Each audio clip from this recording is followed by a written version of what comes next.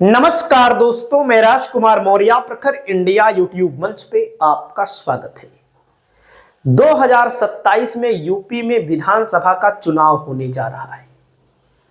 2024 के लोकसभा के चुनाव में जिस प्रकार से समाजवादी पार्टी ने बेहतर प्रदर्शन किया, उसके पीछे पीडीए की रणनीति थी।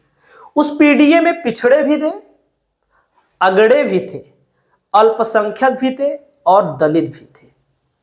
और जो पीडीए की रणनीति के तहत समाजवादी पार्टी 2024 का लोकसभा चुनाव जीती है, उसमें खास तौर पर एक ऐसा वर्ग समाजवादी पार्टी से जुड़ा।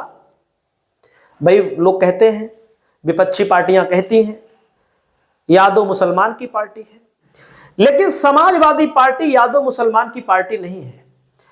समाजवादी पार्टी को ब्राह्मणों ने भी वोट दिया। भाई, हर जगह नहीं दिया, लेकिन सनातन पांडे जहां से लड़े वहां दिया। दिया कि नहीं दिया, आप लोग कमेंट करके बताइएगा। ललितेश पति त्रिपाठी जहां से लड़े वहां दिया, हो सकता है कम दिया, जाहिर सी बात है। और वहीं पर दोस्तों डुमरियागंज में भी दिया, लेकिन हो सकता है कम दिया। समाजवादी पार्टी को सबसे ज्यादा अगर वोट मिला यादव मुसलमान के बाद, तो शाक्य कुर्मी, शाक्य सैनी कुशवाहा मौर्य कुर्मी, निषाद, क्योंकि समाजवादी पार्टी के पास कई बिरादरी के, जाति के सांसद हैं, लेकिन एक सांसद बनते बनते बेचारा नहीं बन पाया, फर्रुखाबाद से। यूं कहें बेईमानी हो गई, यूं कहें लूट लिया गया इनको। डॉक्टर नवल किशोर शाक्य समाजवादी पार्टी के एक्टिव कार्यकर्ता हैं, समाजवादी पार्टी के लिए तन मन धन चारों तरफ से काम करते रहे और 2018 में शामिल हुए थे सपा में। आप सोचिएगा, 2018 में 2022 में टिकट मांगा विधानसभा का, अखिलेश जी ने नहीं दिया, लेकिन पार्टी इन्होंने नहीं छोड़ी, पार्टी में बने रहे। लोकसभा का टिकट मिला, हार गए। लेकिन दोस्तों, कहा जाता है कि कहीं कहीं पर लोग तुम्हारी जीत से ज्यादा हमारी हार के चर्चे होंगे, और हर मंच पर समाजवादी पार्टी के मुखिया, इनका नाम, फर्रुखाबाद जिले का नाम लेते हुए आपको नजर आते हैं। वैसे तो स्वामी प्रसाद मौर्य के पूर्व दामाद, मतलब जो संघमित्रा मौर्य हैं, इनसे और नवल किशोर शाक्य से शादी हुई थी, अब नहीं, अब इन्होंने दूसरी शादी कर ली है। तो इस बात को लेकर चर्चा है, क्या समाजवादी पार्टी डॉक्टर नवल किशोर शाक्य को आने वाले समय में, क्योंकि अभी तो भैया राज्यसभा का चुनाव नहीं है, क्या राज्यसभा भेज सकती है? क्योंकि समाजवादी पार्टी को अगर इस वर्ग का वोट मिलता है, तो मैं दावे के साथ कहता हूं, मैं शाक्य सैनी कुशवाहा मौर्य यादव के साथ, मुसलमान के साथ, मैंने शुरू में कह दिया, सबका वोट मिला है। जो व्यक्ति कहता है सबका नहीं मिला है, जो कहता है ब्राह्मण का नहीं मिला है, मैं दावा करता हूं सनातन पांडे जहां से लड़े वहां मिला, निषाद का भी मिला, मौर्य का भी मिला। 6 टिकट दिया था भाजपा के, एक मौर्य शाक्य सैनी कुशवाहा सांसद नहीं है। समाजवादी पार्टी के 3 हैं, 2 बेचारे बहुत कम वोटों के मार्जिन से हार गए, तीसरा भी जो हारा है वो भी कम मार्जिन के वोटों से हारा है। दीपक सैनी, नवल किशोर शाक्य और यहां पर अमरनाथ सिंह मौर्य।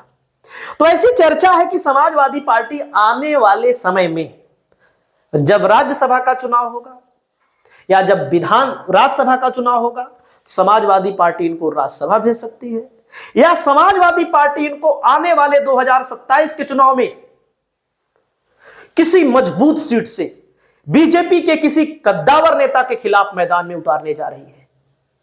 इसके लिए समाजवादी पार्टी ने तैयारियां भी शुरू कर दी हैं, और उसके अलावा समाजवादी पार्टी ने यह भी तय किया है कि जो पार्टी के अंदर के निष्क्रिय नेता हैं, उनको पार्टी में तो रखा जाएगा, किसी को भगाया नहीं जाएगा, किनारे लगा दिया जाएगा। ऐसे नेताओं को जो एक्टिव हैं, जो बहुत अच्छा काम करना चाहते हैं, जो पार्टी के लिए अपना सब कुछ न्यौछावर करना चाहते हैं और करते भी हैं, उनको प्रमोट किए जाने की पूरी संभावना है। बाकी रही राज्यसभा की बात, तो हमारी बातों पर तमाम लोग कमेंट भी करेंगे राज्यसभा नहीं भेजा जाएगा। क्यों नहीं भेजा जाएगा? क्योंकि राज्यसभा में सीटें कम है, सपा के पास, सपा ज्यादा सीट जिता नहीं सकती, कोई दिक्कत नहीं है। लेकिन समाजवादी पार्टी अगर डॉक्टर नवल किशोर शाक्य को राज्यसभा भेजती है, लक्ष्मण यादव को भेजती है, तो ऐसे लोगों को भेजने से समाज में बहुत बड़ा मैसेज जाता है। और जिस चीज के लिए समाज अपेक्षा करता है, उस चीज के लिए अगर पार्टियां काम करती हैं तो कहीं ना कहीं फायदा मिलता है। और 2027 के विधानसभा चुनाव की तैयारी शुरू हो चुकी है। समाजवादी पार्टी के अंदर जल्द ही आपको अलग अलग जिलों में संगठन में बदलाव देखने को मिलेंगे। और आने वाले समय में 2027 में समाजवादी पार्टी ने, अगर मैं जो बोल रहा हूं, किसको साधना है? साधना है शाक्य सैनी, कुशवाहा, मौर्य, कुर्मी, प्रजापति, कुम्हार, लोहार, बढ़ई, चौरसिया, निषाद, बिंद, केवट, मल्लाह, इन सबको अगर समाजवादी पार्टी साध लेती है, उसके साथ साथ पार्टी के अंदर तमाम ऐसे ब्राह्मण नेता भी हैं जो चुनाव लड़ेंगे। ऐसा नहीं है कि पीडीए में सिर्फ ए का मतलब अगड़ा भी है, लेकिन उन्हीं लोगों को टिकट समाजवादी पार्टी देगी जो चुनाव जीत सकते हैं।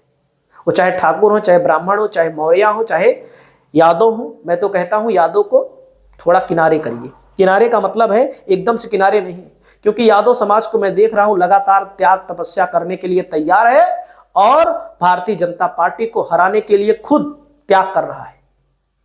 तो आने वाले समय में उत्तर प्रदेश की राजनीति बदलने जा रही है। उत्तर प्रदेश में दो ही पार्टियां बची हैं, समाजवादी पार्टी और भारतीय जनता पार्टी। भारतीय जनता पार्टी लगातार धर्म के मुद्दे को आगे बढ़ा रही है, समाजवादी पार्टी पीडीए के मुद्दे को आगे बढ़ा रही है। समाजवादी पार्टी को उपचुनाव में असफलता मिली है, उसके पीछे कारण आप सब जानते हैं कि लोकतंत्र को लूटा गया। लोकतंत्र की भयावह तस्वीरें देखने को मिली। लोकतंत्र में जो नहीं होना चाहिए था वो हुआ। 7 सीटों पर समाजवादी पार्टी हारी, लेकिन वाकई में कुंदरकी में जो हुआ वो गलत था। मीरापुर में जो हुआ वो गलत था।